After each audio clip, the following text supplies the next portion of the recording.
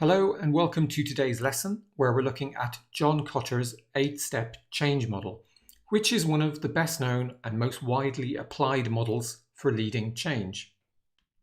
Now, Kotter first described the model in a 1995 article in the Harvard Business Review and later described the model in more detail in his 1996 book, Leading Change, and I've included a link to the book below this video if you'd like to learn more. So he developed the model by observing numerous organizations trying to change, and from this extracted common success factors and combined them into this methodology you see here. Now, broadly speaking, we can say there are 3 phases to the Kotter change model. So first, create a climate for change. This phase, which happens first, is about creating a shared understanding of the change you want to make and why you want to make it. Second, we have engage and enable the organization. This phase is about engaging your team so that they are all empowered and enthusiastic to affect change within the organization.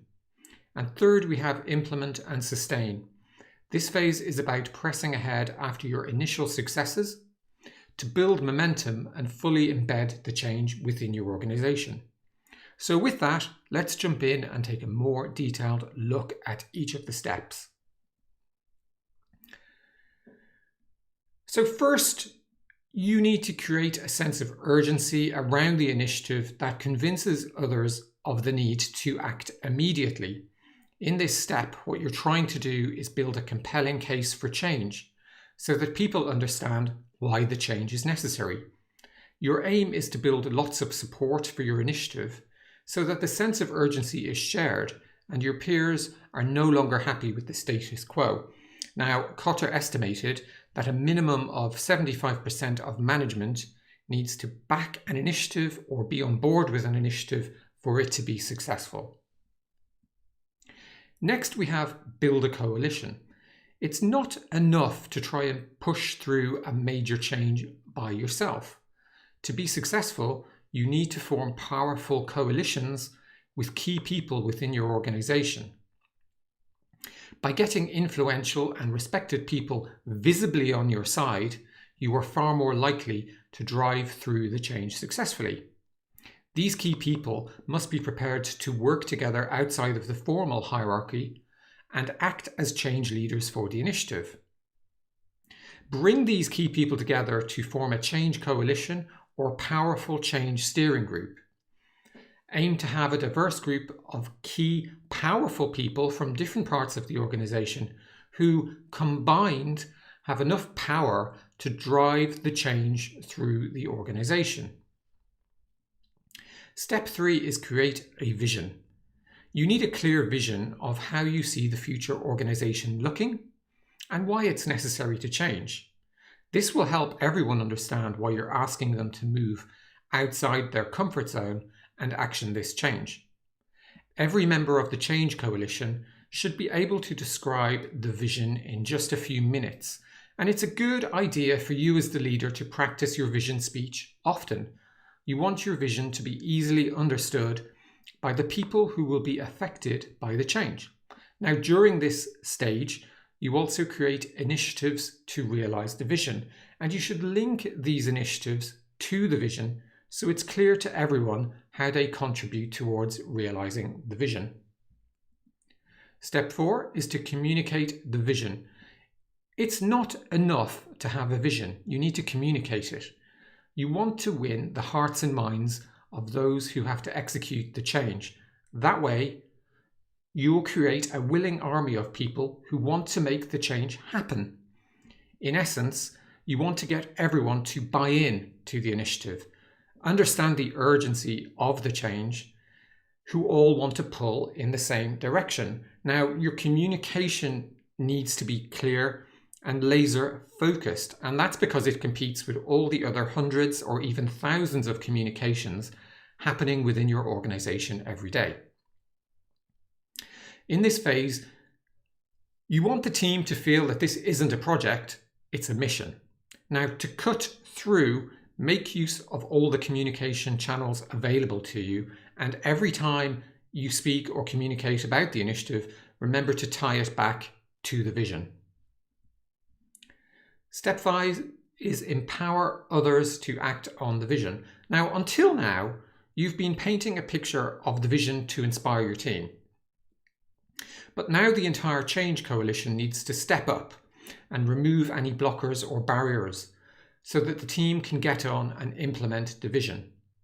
Now, this could mean a number of things, including providing training or coaching so your team has the skills they need, creating an organizational structure, either temporarily or permanently, setting up a reward system aligned to the desired outcome to motivate the team, identifying those who are resistant to change and working with them to get their buy-in as appropriate, or even hiring or borrowing the people you need where you can see gaps. But essentially, by removing barriers and overcoming obstacles, the entire Change Coalition empowers the team to succeed. The 6th step is to create quick wins. Now, major transformation can take a very long time, and so people can lose faith or give up altogether if they don't see any signs of progress.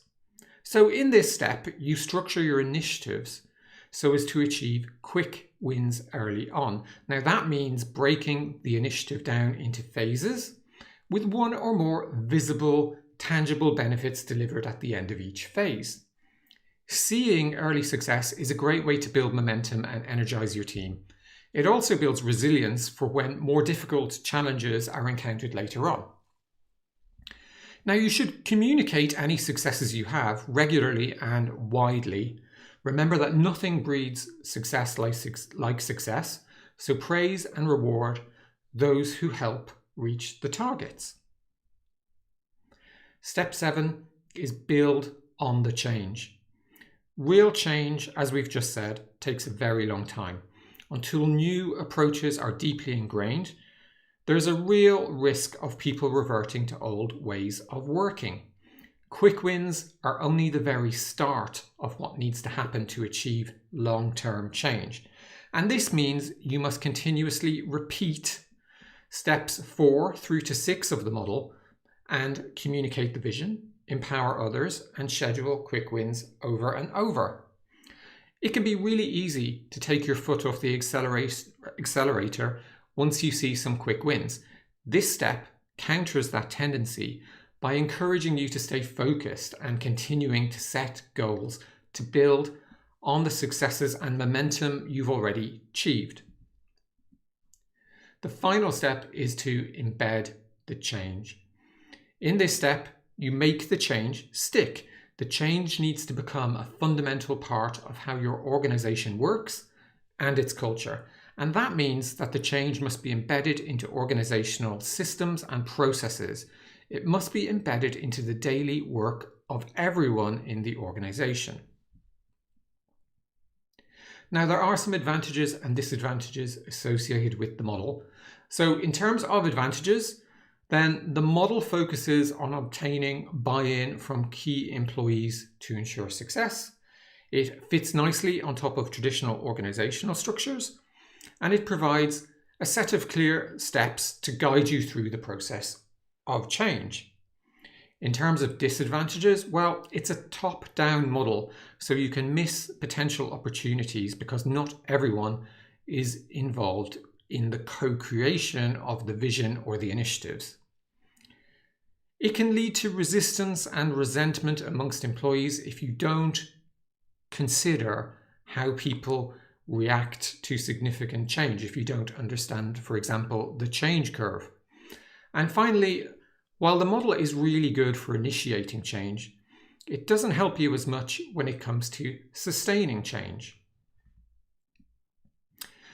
So, in summary, changing organizations successfully is hard. It's challenging.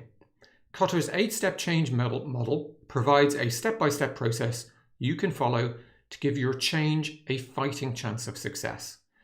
When you take the time to create a climate for successful change and build momentum through a powerful vision, removing barriers, and achieving regular quick wins, then you are more likely to be successful. And when you repeat the steps of Kotter's 8-step change model over the long term, then you can make change a core part of your organization and its culture, and you can declare a victory in your change. So that's it for this lesson. Really hope you enjoyed it, and I look forward to speaking to you again soon.